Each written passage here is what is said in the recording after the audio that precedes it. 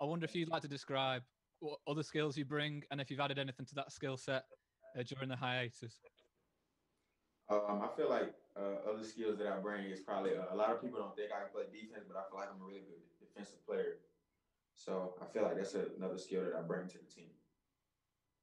Great. Is there anything that you've added during the break that we might have not seen in the college film? Okay. You say what? Sorry, is there anything that you might have added to those skills during the hiatus? Oh yeah. My catching and shooting ability. Okay. I've improved that a lot. I feel like, yeah. Thank you. Anthony, thanks for doing this. I'm sorry, I joined a little late, so you may have been asked this already, but could you say who you have worked out in front of already or plan schedule, if you have other workouts scheduled before the draft? I worked out for the Warriors, the Timberwolves, and Charlotte. Yeah, that's about it. Thank you. No problem. Dan Wojcicki, when you're ready. Hey, Anthony, Dan Wojcicki with the LA Times. Kind of two questions. What's it been like to have to wait for this draft moment through this pandemic? And then I think secondly, you talked about kind of the defensive part of the game, but if you could just describe what you think you bring to the table offensively to the team that drafts you. The first question was what? Can you give them to me one at a time? Yeah, no problem. What was it like, or what's it been like to have to wait for this moment? I mean, the draft was supposed to be in June, which feels like 50 months ago. What's it been like having to wait through this process? I feel like it was better for me. I haven't complained. I haven't, tripped about it at all. I just felt like it was better for me because it's more time for me to get better and get ready for the NBA. So, I mean, it was good to me. And I feel like you said my offensive abilities that I bring to a team. I just feel like I can score the ball. I feel like my playmaking ability is underrated. So I feel like those two things help a team tremendously. John Krasinski, when you're ready. Hey, Anthony, John in Minnesota here. Thanks for doing this. Just wanted to kind of get your thoughts on the interviews that you've done with coaches and executives. What are you kind of trying to show these guys about your personality and things like that in these conversations as you're talking about potentially joining some of these teams? I just want to show them that I'm a great kid off the court. Like I'm always smiling, I'm always happy, and I'm just a good spirit. I'm kind-hearted and I'm just competitive. I'm ready to go, and I'll just be happy with where I fall. The next question from Anthony Slater, when you're ready.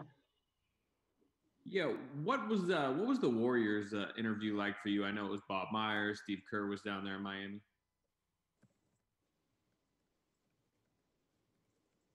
Can you hear me? You gotta say it again. You cut out at the end. Yeah. What was the Warriors workout like for you down in Miami? I know Steve Kerr, Bob Myers were there. In Miami? Yeah, when the Warriors worked out with you, what was that like?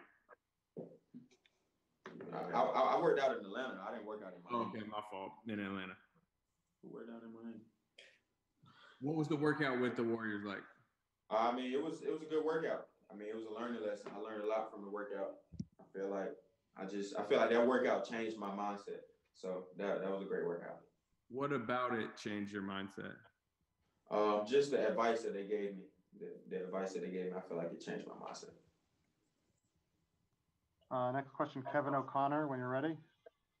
Hey, Anthony, you mentioned earlier you feel like you're a really good defender, and that's an underrated skill for you. And obviously, with your size and speed and athleticism, you could be very versatile in today's NBA. One of the knocks from teams on you is sometimes like inconsistent effort on that end of the floor. So I guess I'm wondering for you, like, how much do you feel like your offensive workload at Georgia impacted your effort?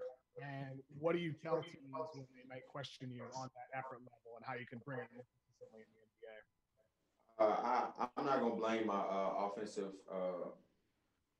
stuff on my not bringing effort to the defensive end. I would just say it was just lack of not being locked in, and I feel like I've changed that tremendously. How do you change that tremendously? just being focused, like during the whole workout, just staying focused, like not getting off track, just being focused throughout the whole workout. Next question from Sarah Todd, when you're ready. You said that, being drafted obviously would be a dream come true. I'm wondering, is that dream sort of a little bit different, or do you feel like there's going to be any sort of disappointment? You're not going to be able to walk across the stage and, shake the commissioner's hand, and it's not the same kind of draft that maybe you dreamed of? I mean, to me, I'm the type of kid, no matter if I walk across the stage, no matter if it's on camera, no matter what the draft is, I'm going to be excited. It's going to still be a dream come true. I treat it as if I'm walking across the stage because my name's still getting called and I'm going to play for a team and my last name is on the back of a jersey. So it don't really matter to me. Zach Braziller, when you're ready. Anthony, I know you said you've used this extra time just to get better, but what has this process been like? I mean, you haven't played since March. We're now in November. I mean, this is something obviously a long, long wait. I mean, what has this time been like? It's been fun. Like I said, I've just been getting better. So I don't really care about how long it's been. I wouldn't care if it was longer because I just feel like I'm just getting better day in, day out. So I don't really think about the time frame. I just think about getting better every day. What do you think the draft is going to be like? There's been talk that it's a weaker draft than past years. What is your thoughts on that? I mean, I don't really get into stuff like that. I don't really see the media or the politics and stuff like that. Like I said, I just get better every day and I just go wherever I fall, I just thank God and just, like I said, get better. Next question from Spencer Davies, when you're ready. Hi, Anthony. I'm sure you're aware of this, but Dwayne Wade tweeted out that he thinks that you could possibly be better than him. I'm just wondering your reaction to that statement and what that would mean for you, just because it's somebody, obviously, that you probably grew up watching. Honestly, I'm not on Twitter, so I didn't see it until other people actually screenshot it and sent it to me. But it was, it brought a smile to my face to see somebody that great would say something like that. So yeah, I was happy.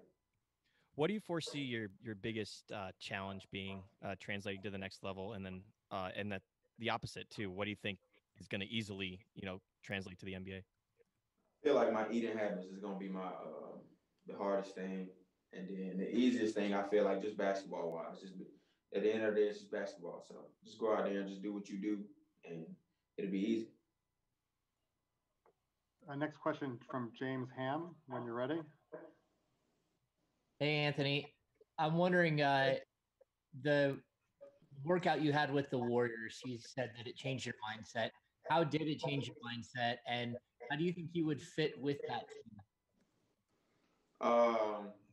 Like I said earlier, they just gave me some key advice, some key points that I needed. So I took those and ran. And I feel like I said, it just changed the way that I approach everything.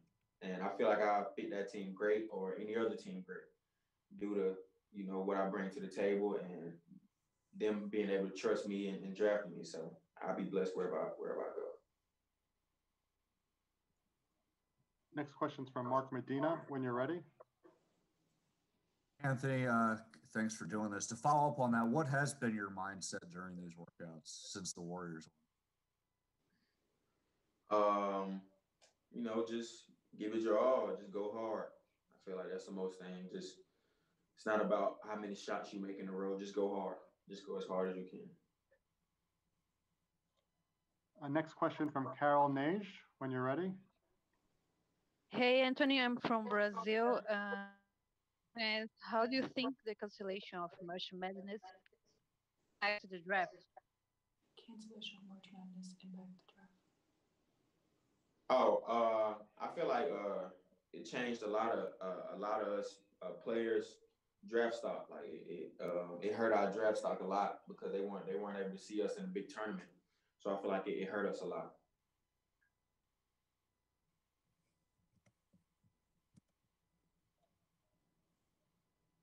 Next question from Hector Ledesma, when you're ready. Yeah, apologies for the delay there. Hey, question. I know you mentioned the 3 teams that you've worked out for. Have you had any kind of contact with the Spurs whatsoever? No, not at all. Thank you. Next question from Chris Hine, when you're ready. Anthony, I cover the Timberwolves. I'm wondering, what was your conversation workout like with the Timberwolves, and how did you feel with Minnesota first overall? My workout was excellent. I feel like I had a really great workout. The conversation was great. Everything was good there, and I feel like like I said earlier, I feel like I fit there just like I fit any other team. If they're gonna take the chance on me, I'm gonna go in there and give it my all. Bailey Johnson, when you're ready for the next question. Hey, Anthony. I'm just wondering how you think your time at Georgia prepared you for the next level.